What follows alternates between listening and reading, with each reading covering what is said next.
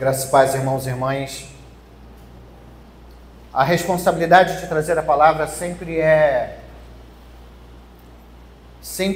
é algo que traz ao nosso coração, ao pregador, uma inquietação, porque há uma grande verdade que queremos sempre trazer por meio das Escrituras Sagradas. O Novo Testamento, ele tem 27 livros. Desses 27 livros, 13 livros foram escritos pelo apóstolo Paulo.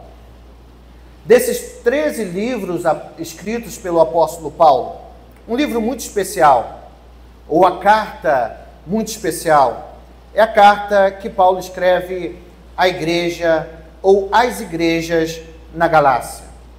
Esta carta é considerada por Lutero como a carta da liberdade. João Calvino chama esta carta de um grande tratado da justificação pela fé. Spurgeon, o grande príncipe dos pregadores, disse que a carta aos Gálatas, ela é a rainha das cartas. Por quê que grandes homens de Deus deram tanta ênfase à carta aos Gálatas? Porque a carta aos Gálatas é uma defesa veemente de Paulo, a defesa de Cristo Jesus. E diante dessa defesa em relação à majestade, ao senhorio de Cristo, esse mesmo apóstolo defende o Evangelho da Graça. E ao defender o Evangelho da Graça, defende também uma doutrina bíblica e reformada, e essa doutrina é a justificação pela fé.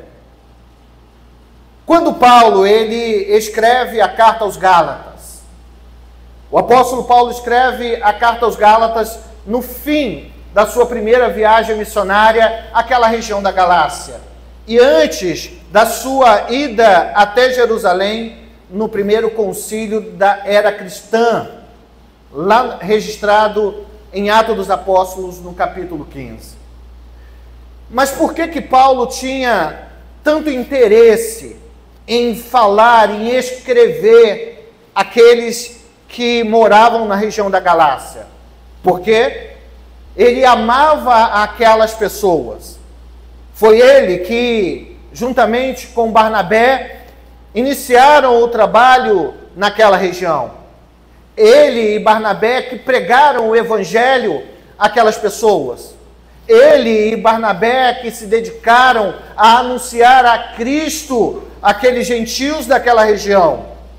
Permaneceu ali aproximadamente pregando o Evangelho 2 anos. E ao findar esses 2 anos, retorna para a sua base missionária na Antioquia, a sua igreja.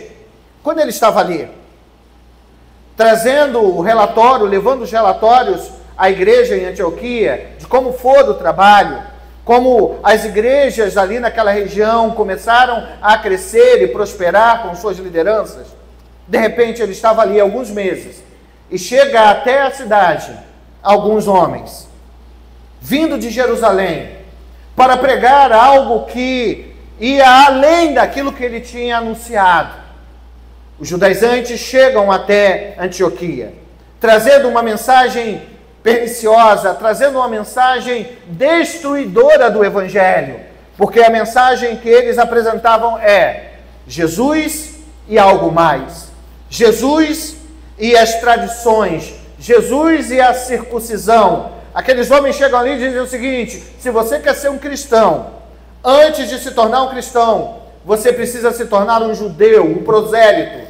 Para se tornar um prosélito, um judeu, você precisa se circuncidar, precisa guardar o sábado, precisa guardar as leis alimentícias. Não há salvação se não for desse jeito. Você pode até crer em Cristo, mas se você não fizer tudo isso, de nada vale. Eles chegam ali pregando essa palavra. Paulo e Barnabé tomam uma posição firme, dura, e então discutem com eles, apresentando o Evangelho.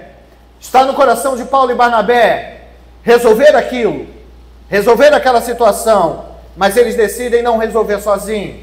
Eles decidem ir até Jerusalém para, junto aos outros apóstolos e também presbíteros, decidirem como seria a vida daqueles gentios, se deveriam ou não guardar qualquer coisa que aqueles judaizantes estavam trazendo como lei para os cristãos. Bom, e quando ele se prepara para ir para Jerusalém, uma outra notícia bombástica chega. Provavelmente uma carta, alguém vindo da região da Galácia, e traz a ele algo que ele não esperava. A verdade de que outros judaizantes estão passando de igreja em igreja, de cidade em cidade na região da Galácia, pregando aquele falso evangelho da circuncisão.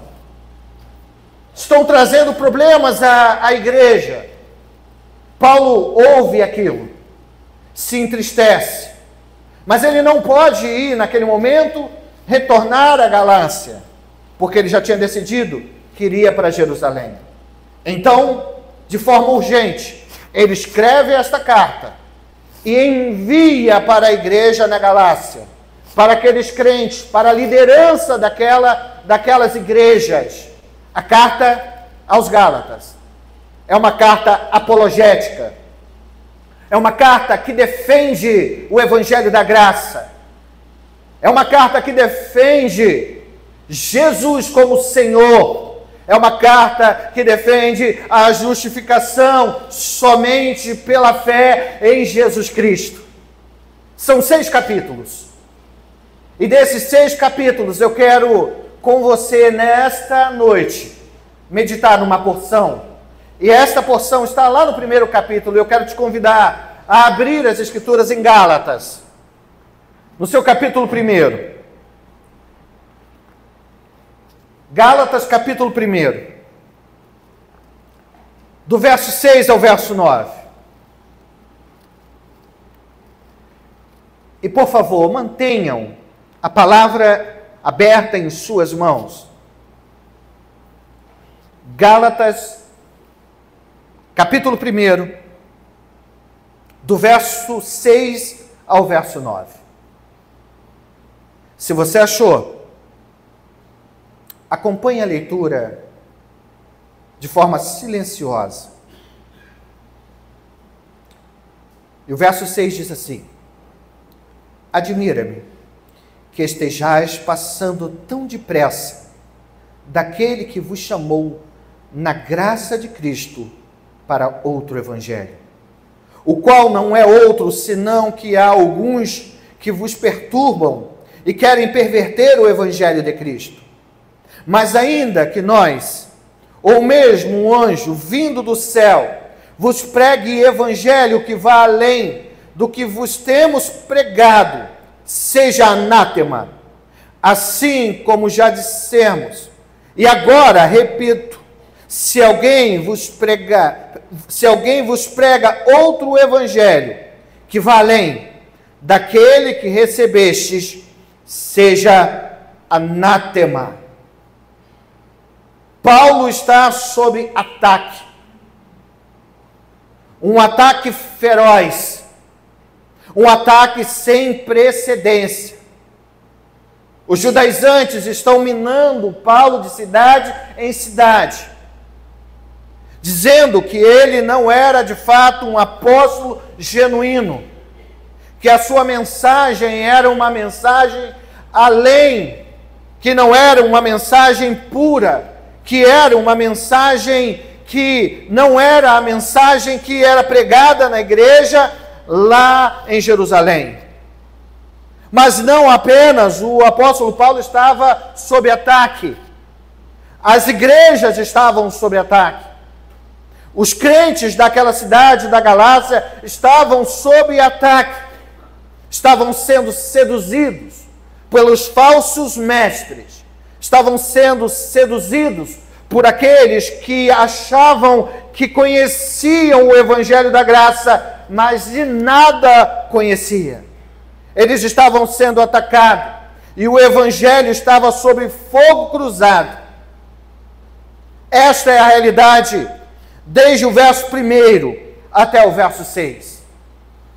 A carta é urgente, porque o assunto é urgente.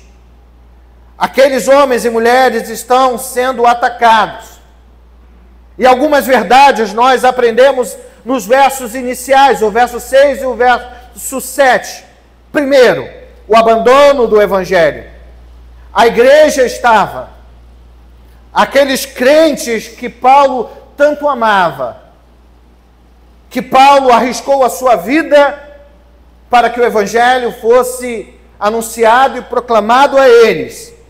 Eles estavam a ponto de abandonar o evangelho, de dar as costas para Deus e retornar mais uma vez para a escravidão do pecado. É por isso então que Paulo, logo no verso 6, mostra a admiração. O texto diz: eu me admiro, ou admiro-me. O texto mostra que Paulo está perplexo. Sabe, quando nós estamos no dia a dia e de repente alguém chega até a gente e traz uma notícia, aquela notícia bombástica, aquela notícia que nós não esperávamos receber, e geralmente a gente pensa ou diz assim: não é possível, isso é verdade, aconteceu assim. É esta a realidade de Paulo. Paulo está admirado. Admirado por quê? Ele diz: porque aqueles homens, aquela igreja, ou aquelas igrejas, elas estão passando. Elas estão indo em uma direção muito perigosa. Ele está admirado porque eles estão passando. O termo passar aqui é um termo que é só utilizado no termo militar, é um termo exclusivamente militar. Quando era utilizado esse termo passar ou passando, era exatamente quando um soldado, não importa a sua graduação, ele resolvia abandonar as fileiras do seu exército. Quando ele desistia de servir a sua pátria, quando ele voltava-se para o inimigo, e então se tornava aquele que ele combatia, o inimigo. Era aquele que desertava, que desistia. Paulo então está dizendo que ele está admirado porque aquelas pessoas estão desertando, porque aquelas pessoas estão abandonando, porque aquelas pessoas estão deixando. E pasmem, que muito rapidamente. Lembrando do contexto, Paulo escreve esta carta quando ele está em Antioquia. Depois de passar 2 anos naquela região da Galácia, ele deixou-os e está ali apenas alguns meses. Há alguns meses Paulo deixou as igrejas lá. E agora, depois de alguns meses, depois de ter, durante 2 anos, Paulo ministrando o Evangelho da Graça, apresentando Cristo, anunciando que a salvação é unicamente por meio da fé em Jesus Cristo, tão rapidamente, num piscar de olhos, aqueles homens e mulheres estão abandonando a fé. E a razão, então, para a sua admiração, para a sua indignação, porque aqueles homens, aquelas mulheres, a liderança daquelas igrejas estão passando depressa. Mas Paulo vai mostrar que aqueles homens e mulheres estão, acima de tudo, ao tomar a decisão de ouvir a mensagem, as palavras daqueles falsos mestres, eles estão deixando não Paulo, Eles estão abandonando não Paulo como um mensageiro. Às vezes nós, pastores, líderes, ficamos tristes quando nós anunciamos, pregamos, ensinando alguma coisa e as pessoas deixam aquilo que nós estamos ensinando. Paulo estava triste, sim. Mas ele estava mais triste, porque aquelas pessoas que ali estavam, elas estavam ouvindo aquele falso evangelho e estavam depressa, passando ou abandonando, deixando de lado aquele que os tinha chamado na graça de Cristo. Ele não está falando dele, porque ele é apenas o embaixador. A mensagem que ele trazia não era dele propriamente dita. Ele não falava nada de si mesmo. Ele era um enviado, o apóstolo. É aquele que representava como o profeta no Antigo Testamento ao Deus da graça. A mensagem transmitida por ele era a mensagem do Evangelho da graça, era a mensagem do próprio Deus. É isso que ele está dizendo: vocês estão passando daquele que vos chamou.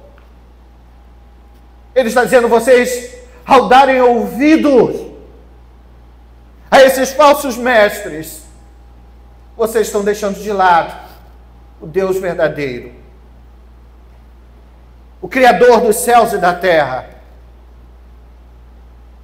Ao deixar a mensagem desses falsos mestres adentrar ao seu coração, vocês estão abandonando a Deus, que é o Deus da palavra, e assim abandonando a palavra de Deus.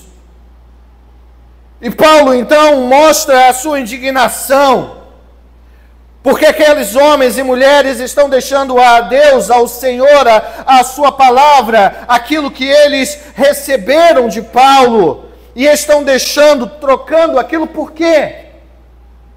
Pelo que eles estão trocando o evangelho da graça por um outro evangelho. Ainda no verso 6 ele diz: vocês estão trocando a Deus por outro evangelho. A palavra evangelho significa boa nova. O evangelho é um só. Não existe vários evangelhos. Não existe a fragmentação do evangelho. O evangelho tem um conteúdo só. Quando Paulo diz que eles estão deixando o evangelho para outro evangelho, entenda, ele não está dizendo que existem vários evangelhos, mas ele está dizendo: vocês estão deixando a verdade para seguir a mentira. É por isso, mais uma vez, que eu afirmo que esta carta é uma carta urgente para aquela época. E no verso 7 ele vai dizer, afirmando que o evangelho que eles pregavam, o pseudo-evangelho, não era evangelho. Ele vai dizer no verso 7, no qual não é outro. Não é outro evangelho. Não é o evangelho. É qualquer coisa. É qualquer mensagem. Mas na verdade não é aquilo que Cristo veio trazer ao mundo, que é a boa mensagem da graça de Deus. No verso 7 mostra então a perversão do evangelho. Aqueles que ali estavam pregando algo que desagradava a Deus. E Paulo faz essa transição da apostasia dos Gálatas, porque os Gálatas estavam se deixando envolver, para a apostasia, para o abandono daqueles que estavam ali trazendo um falso evangelho.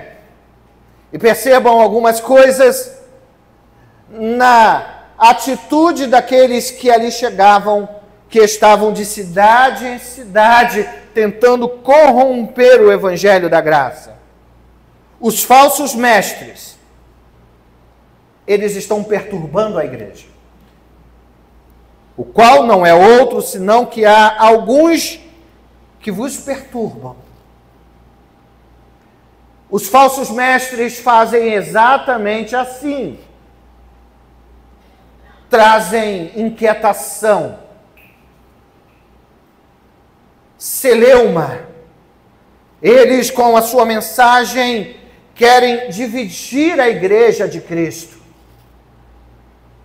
Eles tiram a paz do meio do povo de Deus, com a sua falsa mensagem, tentando aliciar muitos, e eles até conseguem. Eles adentram no meio da igreja e dizem aquilo que os seus próprios ouvidos querem ouvir, mas também aquilo que muitos querem ouvir para si mesmo, porque é aquilo que está em seus corações. Os falsos mestres perturbam a paz,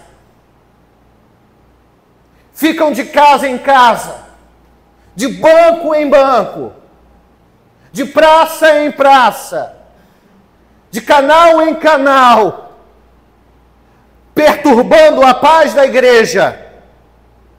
Mas não apenas isso, eles o fazem. Isso já seria terrível. Mas esses homens, esses falsos pregadores, esses falsos mestres, eles têm uma intenção clara a trazer a inquietação à igreja. Eles querem perverter o Evangelho de Cristo. Perverter. Que palavra forte para a atitude dos falsos mestres. Eles querem que as pessoas que estão diante deles não conheçam, não saibam diferenciar o que é o Evangelho do que não era o Evangelho. Eles pervertem. Eles trazem uma parte sobre o verdadeiro Evangelho, mas ali acrescentam a mensagem destruidora que nos escraviza mais uma vez no jugo da lei ou no jugo da vida sem Cristo.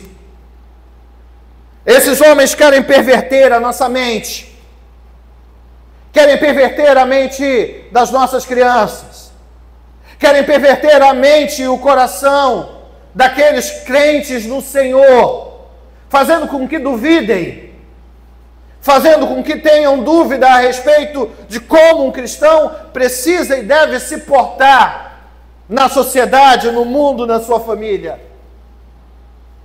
Esse falso evangelho pode ser de duas formas. A primeira forma é tolindo os meus direitos. É colocando sobre a minha cabeça, a sua cabeça, um peso que eles mesmos não levam. Se apresentam santos, perfeitos, bons, mas no recôndito de sua casa, nas suas atitudes, são piores do que os não crentes. Querem dizer que você deve guardar isso ou aquilo, com pena de perder a salvação, com a pena de não valer nada ter aceito, recebido o Evangelho, recebido Cristo como Salvador. Não, se você não seguir essas regras, você perde tudo o que Cristo te deu, porque é Cristo e mais isso ou aquilo. Esses legalistas estão próximos a nós, tentando dizer como devemos ou não viver, mas não como eles olham as Escrituras, porque é uma forma de viver. E se nós queremos viver de forma a agradar a Deus, precisamos olhar como o cristão vivia e como ele deve viver hoje. Mas esses homens, eles não olham para as Escrituras e colocam o peso, não da lei de Deus, mas das suas próprias leis. Mas há um outro grupo que tenta apresentar um novo evangelho.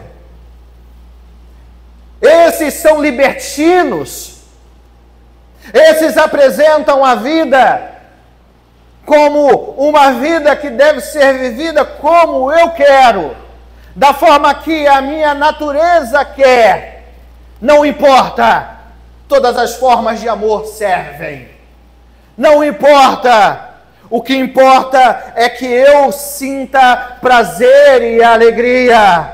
Não importa, o que importa é que eu preciso prosperar, ser visto, amado. Esse evangelho, que não é o evangelho, que diz que a própria Escritura já está ultrapassada, que as Escrituras são exclusivistas ou inclusivistas, mas não muda a vida de ninguém. Basta vir como está e permanecer como está, porque Jesus não está preocupado com a vida de ninguém. Ele apenas salva, e o restante você vive da forma que queira viver. Há aqueles que apresentam o que eles chamam de evangelho, mas de evangelho está longe, querem apresentar a Jesus como aquele que é o padeiro, que dá pão para todo mundo. Jesus como aquele que apenas está ali para servir, com a bandeja na mão, para servir a quem quiser. O Jesus que está apenas para dar riqueza, saúde física, e pregam tantas coisas, menos o verdadeiro evangelho da graça. E esses perturbam a paz da igreja, pervertem o evangelho de Cristo. Nós devemos tomar muito cuidado, porque esses estão muito próximos, e às vezes mais próximos do que podemos imaginar. Paulo fala sobre aqueles que estavam apostatando da fé. E entendam, se Paulo está escrevendo esta carta, é porque ainda há a esperança daqueles corações serem impactados mais uma vez pela graça, serem impactados pelo evangelho. Ele diz no verso 1, eu estou admirado que estejam passando. Eles estão num processo. Talvez o processo esteja avançado, mas o processo não chegou ao fim. E é por isso que o evangelho precisa ser repregado. O evangelho precisa ser reafirmado. E é isso que Paulo está fazendo, reafirmando o evangelho da graça. No verso 7, ele diz que não há outro evangelho. A pregação daqueles homens não é o evangelho. A pregação daqueles que ali estavam não é a pregação da graça. E depois de falar da apostasia e da ação dos falsos mestres, Paulo reafirma que o evangelho é imutável. Paulo reafirma a singularidade do evangelho. E para fazer esta afirmação, ele traz a voga, a maldição divina para todos aqueles que querem ou desejam perverter o evangelho e perturbar a igreja com falsas doutrinas. O verso 8, Paulo vai usar uma força de linguagem, uma forma de se expressar que a gente chama de hipérbole ou exagero, para mostrar o quanto o evangelho que ele anunciou é um evangelho que não muda, a sua mensagem não vai variar, a sua mensagem é imutável, porque o Deus que mandou, enviou esse evangelho é imutável. Para apresentar esta verdade de que o evangelho não pode ser mudado, ele vai dizer algumas coisas importantes que eu quero destacar nesta noite. Primeiro, que o Evangelho é maior do que pessoas. O Evangelho é maior do que pessoas. Ele diz no verso 8, ainda que nós, ele está se referindo a ele, ainda que eu, e aqui entendam que Paulo está defendendo o seu apostolado. E se ele está defendendo o seu apostolado, ele está dizendo, ainda que um apóstolo, um pregador, ainda que eu,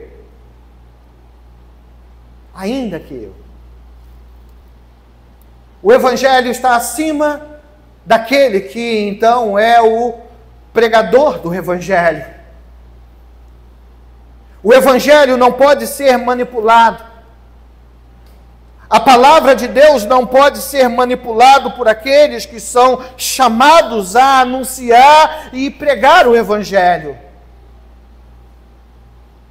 Lá em Apocalipse, o próprio Senhor diz que ai daqueles que tiram ou colocam qualquer coisa do livro desta lei. Paulo está dizendo, se eu retornar até aqui, daqui a um ano, daqui a 6 meses, e o Evangelho é a mensagem que eu esteja pregando, que eu anuncie, seja diferente daquilo que eu já levei a vocês, da que eu preguei a vocês, se eu chegar dessa forma, eu mesmo seja anátema. Ou se Pedro, se Tiago, se João ou qualquer um dos apóstolos vier e pregar qualquer outra coisa além da que eu tenho pregado, já anunciado, seja anátema. O Evangelho é maior do que as pessoas. Ele não pode ser manipulado. Ele não pode ser anunciado para agradar A ou B. E é essa verdade que ele apresenta no verso 10.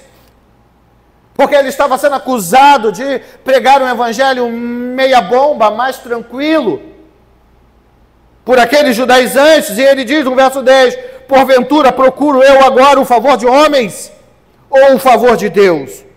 Ou procuro agradar a homens? Se agradar ainda a homens, não seria eu servo de Cristo. A mensagem do Evangelho já foi transmitida, já chegou até nós, e essa mensagem está nas Escrituras. O homem não é maior do que o Evangelho. Mas além do homem não ser maior do que o Evangelho, nem os seres celestiais são. Porque ele diz na continuidade, mas mesmo que um anjo,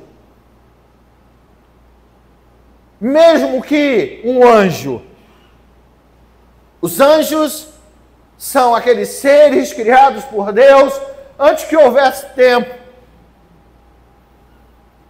Os anjos são enviados por Deus, e as Escrituras afirmam em diversos momentos que os anjos estão a serviço do Senhor. E Paulo diz, olha, pode ser que um anjo venha dos céus, e se ele vir e trazer qualquer palavra, qualquer evangelho, qualquer notícia, qualquer boa nova que vá além daquilo que vocês já receberam, esse também seja maldito. E esta é uma verdade que está sendo apresentada diariamente.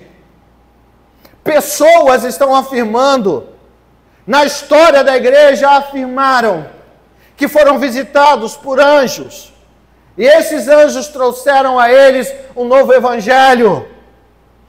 Os testemunhos de Jeová são frutos de uma visão angelical. Aqueles que são chamados de mormons são frutos de uma visão angelical.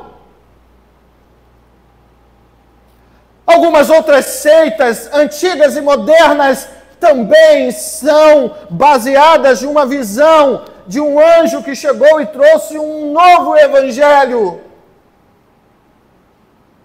Há igrejas que vivem saltando e vivenciando a sua vida porque os anjos passeiam no meio dela e trazem as mensagens, e elas deixam de lado as Escrituras. Mas Paulo diz, se até mesmo um anjo vier trazer qualquer palavra, esse anjo seja anátema. O Evangelho é maior do que os homens, o Evangelho é maior do que os anjos, e o Evangelho é maior também do que os falsos mestres, porque no verso 9, concluindo, ele diz: assim como já dissemos, e agora repito, se alguém vos prega Evangelho que vá além daquele que recebeste, seja anátema.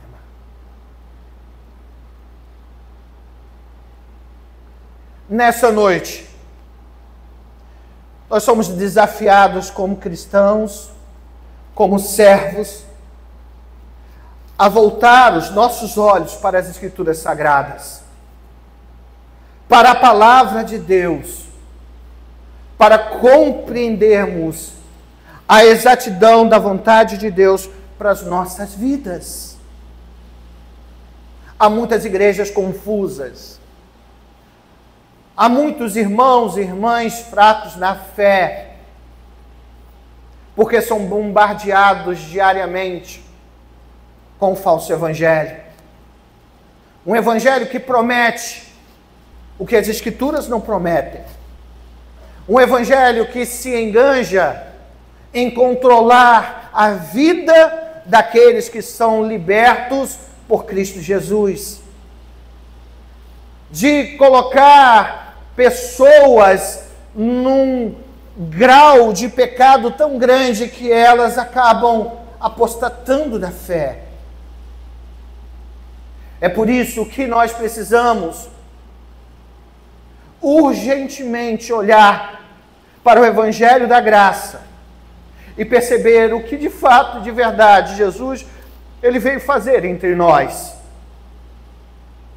O que Jesus veio dar à sua igreja. O que Jesus veio dar a você, a mim, a nossa casa, a nossa família. Paulo fala sobre o verdadeiro evangelho. Eu talvez poderia me alongar falando sobre o que a teologia fala sobre o que é o evangelho. O que Calvino, Lutero, Spurgeon ou qualquer um pregador ou teólogo odierno poderia qualificar como evangelho. Eu mesmo já simplifiquei o evangelho em 4 etapas: criação, queda, consumação e restauração. Mas eu quero ir além e deixar as Escrituras falarem profundamente ao seu coração sobre o que é o Evangelho da Graça. Qual é a mensagem que Paulo está pregando para eles? Qual a mensagem de Paulo para você hoje? A carta aos Gálatas foi importante para a vida da igreja naquele momento histórico, mas esta carta é importante para a igreja hoje, porque a igreja está se deixando envolver por todas as doutrinas e sofismas e filosofias humanas. E nós precisamos nos voltar para as Escrituras e saber o que é o Evangelho da Graça. O que é esta boa nova, que o próprio Paulo afirma que é o poder de Deus para salvar todo aquele que nele crê. E para te conduzir, chegando ao fim desta mensagem, eu quero te conduzir a paginar a sua palavra, as Escrituras. Efésios, no capítulo 1. E eu não quero dizer nada de mim mesmo, mas eu quero apenas transmitir o que as Escrituras dizem. Porque esse é o puro Evangelho. Foi isso que Paulo está pregando. É isso que Paulo está lembrando aqueles homens e mulheres que estão deixando esta palavra para viver outra palavra. É por isso que Paulo está tão zangado, tão preocupado. É por isso que ele está sendo direto, não faz rodeios, porque aquelas pessoas que estavam ali, os judaizantes, estavam pregando tudo menos isto. E acompanhe comigo a leitura a partir do verso 3. Paulo começa Efésios 1, verso 3, dizendo: bendito Deus e Pai de nosso Senhor Jesus Cristo, que nos tem abençoado com toda sorte de bênção espiritual nos lugares, nas regiões celestiais em Cristo. Assim como nos escolheu nele antes da fundação do mundo, para sermos santos, irrepreensíveis perante ele em amor. Nos predestinou para ele, para a adoção de filhos, por meio de Jesus Cristo, segundo o beneplácito da sua vontade, para o louvor da glória da sua graça, que ele nos concedeu gratuitamente no amado, no qual temos a redenção pelo seu sangue, a remissão dos pecados, segundo a riqueza da sua graça, que Deus derramou abundantemente sobre todos em toda a sabedoria e prudência, desvendando-nos o mistério da sua vontade, segundo o seu beneplácito que propusera em Cristo, de fazer convergir nele, na dispensação da plenitude dos tempos, todas as coisas, tanto no céu como as da terra. Nele digo, no qual somos também feito heranças, predestinados segundo o propósito daquele que faz todas as coisas conforme o conselho da sua vontade, a fim de sermos para o louvor da sua glória, nós os que de antemão esperamos em Cristo, em que também vós, depois de ouvistes a palavra da verdade, o evangelho da vossa salvação, tendo nele também crido, fosse selado com o Santo Espírito da promessa, o qual é o penhor da nossa herança, até o resgate da sua propriedade, em louvor da sua graça. É esse o evangelho que Paulo está pregando. É essa mensagem pura, genuína do Deus que nos abençoa com toda sorte de bênção espiritual no lugar celestial. E ele dá nome a esta bênção. O fato de nós sermos acolhidos por Deus, resgatados de nós mesmos por Deus, libertos do pecado, ressuscitados em Cristo Jesus. Se você ainda não entendeu o que é o Evangelho, você poderá entender o que é o Evangelho no próximo capítulo, no capítulo 2. E se você não fechou as Escrituras, eu quero ler para vocês o capítulo 2, porque o capítulo 2, a partir do verso 1, mostra o que é o Evangelho, e ele diz: ele vos libertou, e ele vos deu vida, estando vós mortos em vossos delitos e pecados, nos quais andaste outrora, segundo o curso deste mundo, segundo o príncipe da potestade do ar do Espírito, que agora atua nos filhos da desobediência, entre os quais também todos nós estávamos, outrora, segundo a inclinação da nossa carne, fazendo a vontade da carne e dos pensamentos, e éramos por natureza filhos da ira, como também os demais. Mas Deus, sendo rico em misericórdia, por causa do grande amor com que nos amou, e estando nós mortos em nossos delitos, nos deu vida juntamente com Cristo, pela graça sois salvos. E juntamente com Ele nos ressuscitou e nos fez assentar nos lugares celestiais em Cristo Jesus, para mostrar nos séculos vindouros a suprema riqueza da sua graça, em bondade para conosco em Cristo Jesus. Porque pela graça sois salvos, mediante a fé. Isto não vem de vós, é dom de Deus, não de obras, para que ninguém se glorie, porque fomos feituras deles, criados em Cristo Jesus, para as boas obras, as quais Deus, de antemão, preparou para que andássemos nela. Eu vos apresento o verdadeiro Evangelho. E é sobre este Evangelho que eu e você devemos viver. Trazendo à nossa memória o que Cristo fez por mim e por você na cruz do Calvário. Ele derramou o seu sangue. Ele foi crucificado. Ele morreu na cruz do Calvário. Mas a morte não pôde vencê-lo. E ao terceiro dia ele ressuscitou. O Evangelho de Paulo diz respeito à cruz e ao túmulo vazio. Não há outro Evangelho. Qualquer mensagem que vá além desta mensagem seja maldita, porque escraviza, conduz o homem ao inferno. A palavra de Deus é que nos resgata, nos faz operantes, nos torna servos que vivem para a glória desse Deus. Eu quero dizer a você nesta noite que é esse Evangelho que você deve pregar.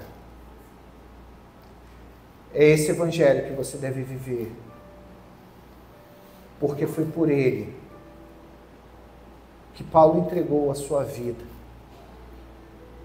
para que esse Evangelho chegasse até nós. O Evangelho que te liberta, que me liberta,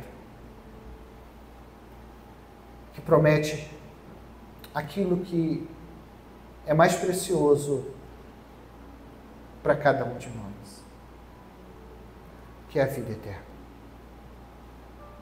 O Evangelho não promete riqueza, o Evangelho não promete prosperidade, não promete saúde física plena, mas o Evangelho promete que um dia Jesus virá nos buscar e habitaremos com Ele pelo século dos séculos. Paulo prega o Evangelho com tanta vontade e amor, porque ele sabe o que o Evangelho fez por ele.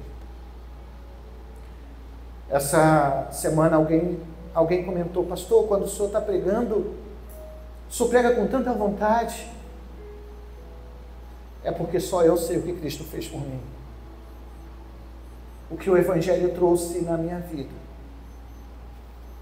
Esse Evangelho que pode transformar corações. Há muitas pessoas cansadas. Há muitas pessoas atribuladas. Há muitas pessoas que estão à beira do caminho. Mas a essas pessoas, e talvez tenha alguém aqui vivendo desta forma, eu quero lembrar da palavra que Jesus, que é o centro, o cerne do Evangelho, trouxe. E ele diz: vinde a mim, todos vós que estáis cansados e sobrecarregados, porque eu vos aliviarei. Receba, aprenda de mim, porque sou manso e humilde. Se nós queremos ter uma vida que seja uma vida bem vivida, nós precisamos olhar para Jesus, que é o autor e consumador da nossa fé, e viver a esperança da nova vida, a vida que Jesus veio dar a mim e a você. Você que nos visita nesta noite, que esse Evangelho seja real para você, e a você que é membro desta igreja, que você se nutra do Evangelho da graça, para que possa viver a sua vida para a glória do nosso Deus. Quero te convidar a se colocar de pé, se você puder fazê-lo. E eu quero te convidar a orar.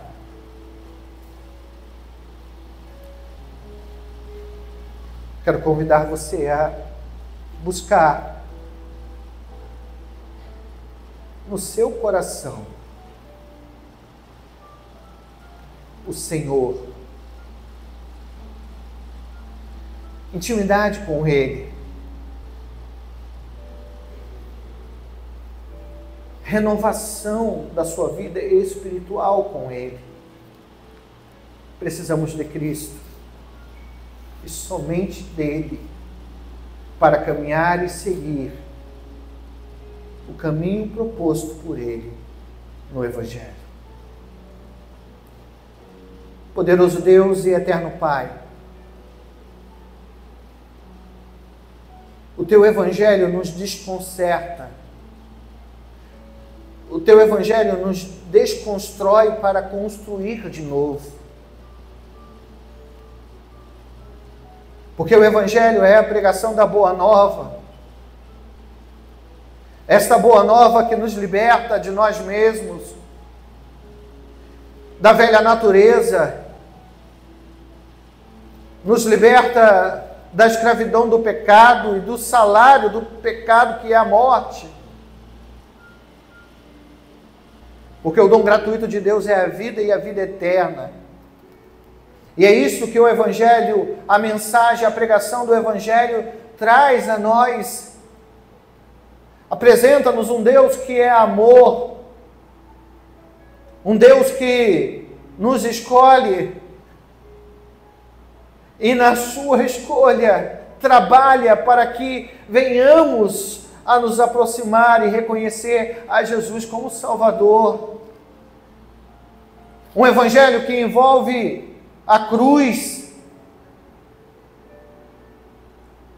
que envolve o Cordeiro de Deus, que envolve a morte substitutiva,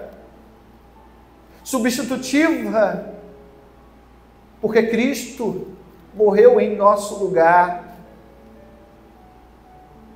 O Evangelho que dá muito mais do que os olhos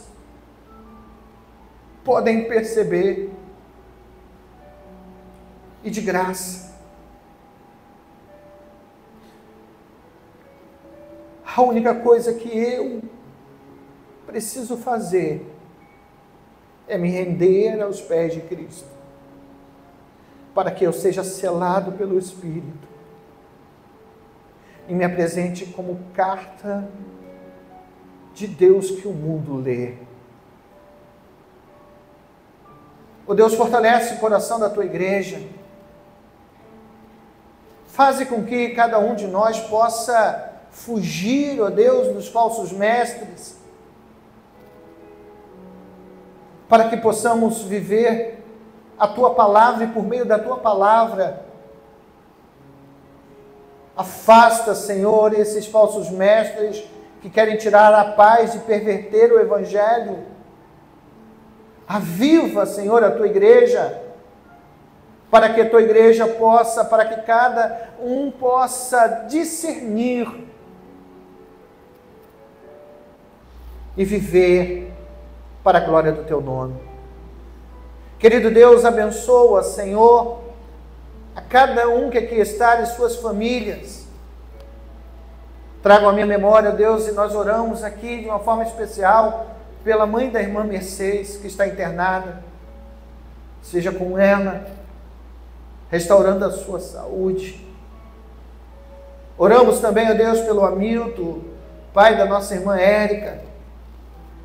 Oramos por tantos outros irmãos e irmãs enfermos, sejam em seus corpos, sejam em seu coração, em sua mente.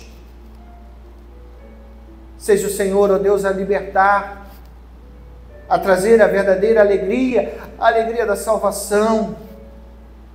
Seja o Senhor, ó Deus, a reconciliar cada dia aqueles que estão longe contigo mesmo. Encha-nos do Teu Espírito, para que possamos, Pai, ser nas Tuas mãos uma bênção. Nós oramos ao Senhor, por mediação de Jesus Cristo, o nosso Senhor e Salvador. Em Teu nome, Jesus, nós oramos. Amém. Queridos, eu quero suplicar as bênçãos de Deus para a sua vida, para a sua família. Que a graça de Deus, que o amor de nosso Senhor e Salvador Jesus Cristo, e que as doces e terras consolações do Espírito Santo seja sobre sua vida, sua família, seja sobre esta igreja, seja sobre o povo de Deus espalhado sobre a superfície da terra, desde agora e pelo século dos séculos.